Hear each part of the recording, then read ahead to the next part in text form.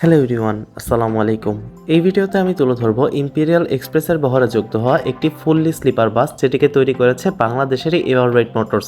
এভাররাইট motors থেকেই সপ্তাহখানেক আগে এই ব্র্যান্ড নিউ বাসটিকে বের করা হয়েছে। প্রতি সপ্তাহেই আপনারা দেখতে পারবেন এভাররাইট মোটরস থেকে এসি হোক, নন এসি হোক, স্লিপার হোক কিংবা স্যুট ক্লাস বাসগুলো বের হয়ে থাকে। তাই রিজনেবল প্রাইসে যারা একটি কোয়ালিটিফুল বাস তৈরি করতে যাচ্ছেন তারা যোগাযোগ করতে পারেন ঢাকার আমিনবাজারে অবস্থিত এভাররাইট মোটরসের সাথে। তাদের মোবাইল নাম্বারটি আমি আমার স্ক্রিনে দিয়ে দিচ্ছি। ইম্পেরিয়াল এক্সপ্রেস বের হওয়ার পর থেকে তাদের যে ব্যানার পেইন্ট ছিল একই পেইন্টে আপনারা এই বাসটিকে দেখতে পারবেন, তবে মেইন ডিফারেন্স হচ্ছে সিঙ্গেল গ্লাসে এই বাসটিকে কভার করা হয়েছে। প্রথম দিকে তারা ডাবল গ্লাসের বাসগুলো বেশি নিল, বর্তমানে তারা তাদের স্লিপার বাসগুলোতে SR3 ফন্টগুলো অ্যাপ্লাই করে, পাশাপাশি SR3 ব্যাকও দেখতে পারবেন। সব মিলিয়ে ইন্দোনেশিয়ান লাক্সানা বাস নির্মিত SR3 যে বডি ডিজাইনটি, একই বডি ডিজাইন আপনারা এই বাসে দেখতে পারবেন। ফ্রন্ট ইঞ্জিন হওয়ার পরেও এভাররাইট মোটরস কিন্তু এই বাসগুলোকে খুবই সুন্দরভাবে তৈরি করেছে, যা দেখে বোঝা মুশকিল যে এইটা একটা ফ্রন্ট ইঞ্জিনের বাস। ইন্দোনেশিয়াতে SR3 মডেলের যেই বাসগুলোকে তৈরি করা হয় একই রকম ডিজাইনের এই বাসগুলোকে তৈরি করেছে এভাররাইট মোটরস। পিছনে আপনারা যে টেল লাইট দেখতে পারতেছেন, এখানেও কিন্তু SR3 এর অরিজিনাল টেল লাইটটি ইউজ করা হয়েছে। SR3 এই জন্যই বেশি করতেছি কারণ নর্মালি একটা SR3 লাইটের জোড়াই পড়ে বাংলাদেশে 1.5 লাখ টাকার মতো। বাস বডি বিল্ডাররা চাইলে খুব সহজেই 10-20 হাজারের ভিতরে লাইট অ্যাপ্লাই করে কিন্তু বাসটা কমপ্লিট করতে পারে, তবে এই ডিজাইন করার কারণে 1.5 থেকে 2 লাখ টাকার মতো এক্সট্রা এক্সপেন্স হয়ে যায়।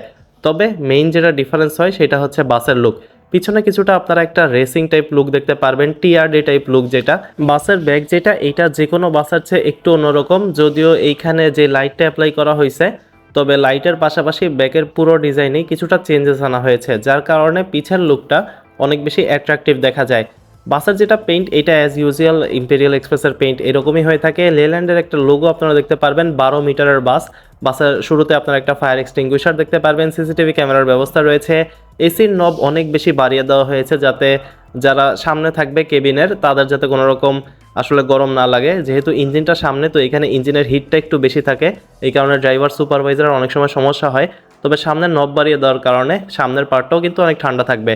ইন্টেরিয়রে যদি আমি আসি, ইন্টেরিয়রে কিন্তু কালার কম্বিনেশন যেটা, সেটা অনেক সুন্দরভাবে দেওয়া হয়েছে। ব্ল্যাক কালারের এখানে পর্দা ইউজ করা হয়েছে। প্রত্যেকটা বেডের যে র্যাকসিন ইউজ করা হয়েছে, এখানেও কিন্তু আপনারা ব্ল্যাক এবং অ্যাশের একটা কম্বিনেশন দেখতে পারবেন। টোটালি ব্ল্যাক কালারের এই বাসের স্পেশালিটি হচ্ছে অন্য জায়গায়, সেটা হচ্ছে ডাবল বেডে যে জিনিসটা আপনারা এই বাসে দেখতে পারবেন, এটা বাংলাদেশের অন্যান্য স্লিপার বাসে দেখতে পারবেন না। ডাবল বেডের এই ট্রেনটা এভাররাইট মোটরস প্রিভিয়াসলি যে ইম্পেরিয়াল এক্সপ্রেসের বাসটা ডেলিভারি দিয়েছে সেই বাস থেকেই শুরু।